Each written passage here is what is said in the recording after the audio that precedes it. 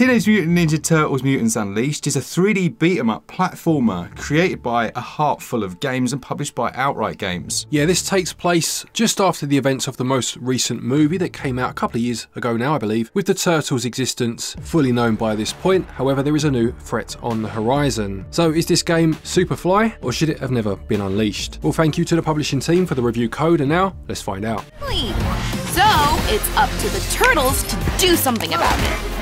Narratively speaking, it begins with Splinter finding himself under attack, and he comes to the Turtles to seek aid. Yeah, as I mentioned a moment ago, the existence of mutants is now known in this universe, but a new batch of mutants, known as Mubies, have surfaced who are starting to attack citizens, or generally cause mayhem, putting the friendship between mutants and humans at risk. There are lots of cutscenes that feature the four Turtles, obviously, but these are fully voice acted with the cast from the films. Yeah, some of the cast have certainly returned, and I will give the game credit for creating a fully fleshed out story. If this were the storyline to the sequel, I wouldn't be particularly happy. It's not fantastic, but a lot of love has been put into making it a cohesive story rather than something that feels quite half-baked. Gameplay was possibly the most surprising area for us. I think a lot of people were expecting a certain level of quality and attention to detail, and I think it's fair to say this has possibly got more than their expectations. Yeah, it definitely has a good few ideas and tries to throw them all at you, and we'll go through those as we speak. But starting with the basics, it is, as Mark mentioned, a 3D action brawler, which you can play solo or with one other person locally. And it reminds me, in terms of other Turtles games, of the TMNT game which came out based on the CGI movie of about 2007, if memory serves, or also the Out of the Shadows game which released on Xbox Live Arcade. So being a brawler then, you'll go through stages. It does have that platforming style with it too, and you'll make your way across a number of different hazards and obstacles, being locked in at certain points to a screen where you'll need to take on a number of enemies, being the Mubie characters I mentioned earlier. There are a number of different pickups that you can find, such as VHS tapes and mutagen canisters, and these will give you XP that you can then spend on upgrades when you get back to your lair, and we'll talk about that in a moment. Every single character has their own specific moves that they can perform. So for example, Raphael has the ability to parry enemies, and Michelangelo can do different combos. Yeah, this was a nice surprise actually, having the Turtles be more distinct than they generally are in Turtles games, each having, as Mark said, a few different moves, or a staple move if you like, that they can perform, but then they can unlock more moves via the skill tree and those XP points that I mentioned earlier in a number of different categories such as damage or health, to really start to shape the Turtles in a way that you want. A real criticism that could be levelled at the experience are the enemy varieties. There just aren't enough different types of enemy, and it becomes apparent very quickly that you're fighting either the Mubies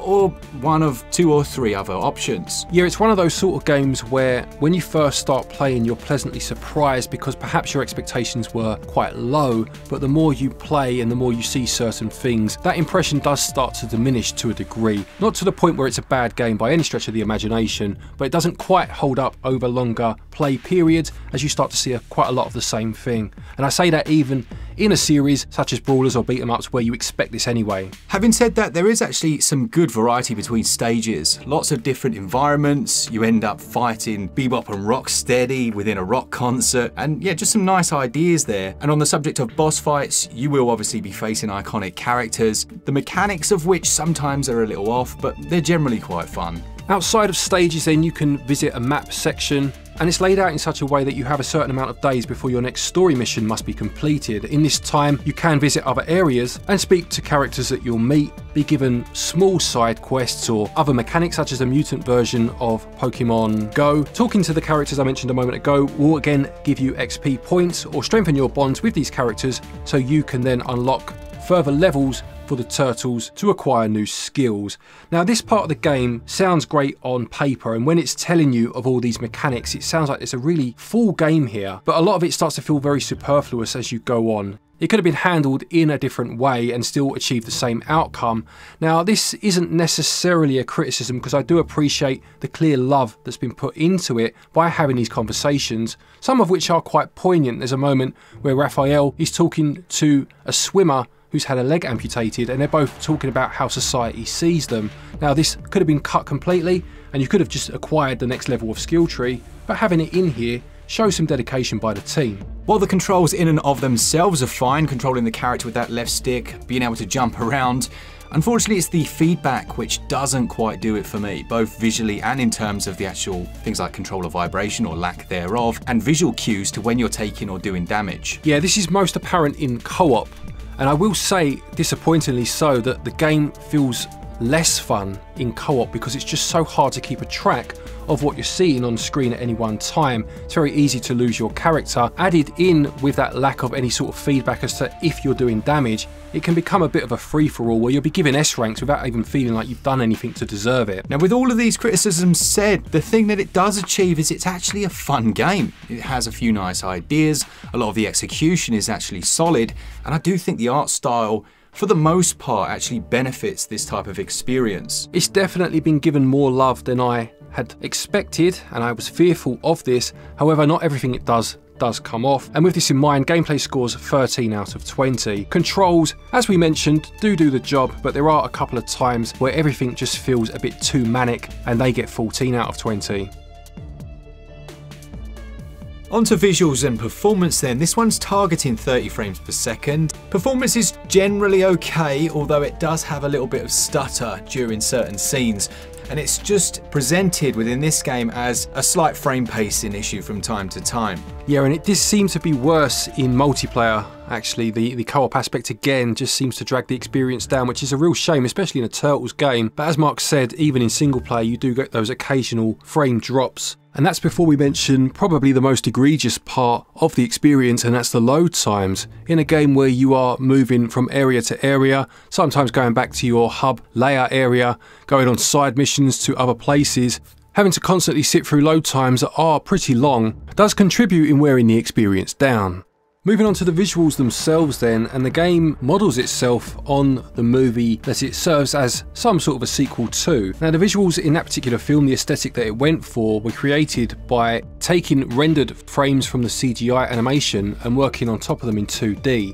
They applied special treatments such as scribbles, cross-hatching and colour transitions to give the impression of a comic book style. Now, whilst the game tries to emulate this, it doesn't really manage to pull it off, and the visuals are probably the weakest part of the game. It's an interesting one because the art style can actually mask some of the defects, and at other times, intrinsically by its low resolution, it draws more attention to those. Yeah, there are certainly times where even effects that don't look particularly polished do lend themselves well to this style of animation. Bebop's hair, for example, does have that scribbled look to it, which could well be intentional, but there are other times where things such as the cross-hatching just look so low res that it really does work to the game's detriment. Now, there are some positives. I would say that the turtles themselves, when up close, actually do resemble those movies quite well. And overall, the general art direction is decent. Things like the layer that you go to look appropriate. The variety between stages is spot on. In fact, there's one that's particularly standout early on, where you're in almost like a dreamlike state, aren't you?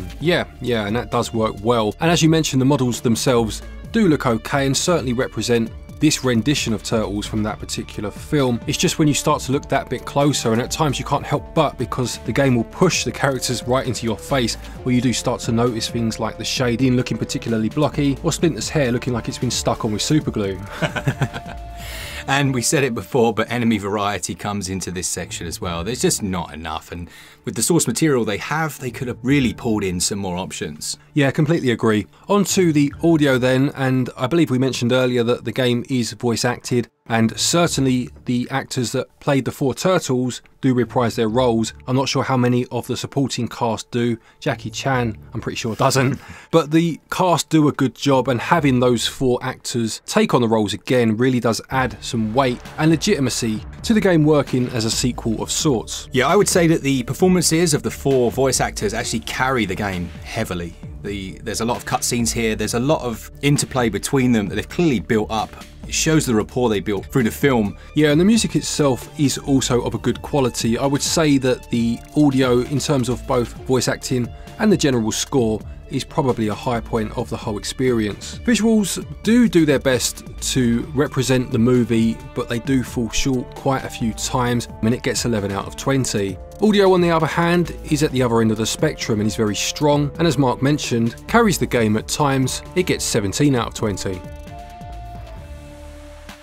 This one retails at £34.99 or your regional equivalent, and it does have a physical copy as well. Yeah, there is a standard edition physical copy and a more limited edition where you get things such as a steelbook included, but it's the digital price that we judge these reviews on. And whilst I do appreciate that the developers clearly had a love for the Turtles franchise, you can see that in the story they've woven. It's not necessarily the strongest, but I do feel that they've genuinely given it some thought, and the gameplay itself does back this up to a degree too. But I do get that nagging feeling as I play that this still feels too expensive. If you factor in the performance issues and the general lack of polish or the low resolution used, it does all drag this value section down, and it's a shame because with a few tweaks here and there, this game could have got the 3, 4, 5% more that would have pushed it up to a score that looked more respectable. On balance though, value gets 12 out of 20. Mutants Unleashed would be the perfect candidate for an all-patch type episode. It needs a little more TLC, some more work under the hood. If it was running flawlessly and the image quality was slightly better and you found it on a nice sale, yeah, I would be considering it under those circumstances. Yeah, that doesn't mean the gameplay is spectacular. It does have its flaws, but if it just looked that bit more polished, it would have been a much easier recommendation. As it stands, it is one that, as Mark just said, we would say you'd have to wait for a sale on.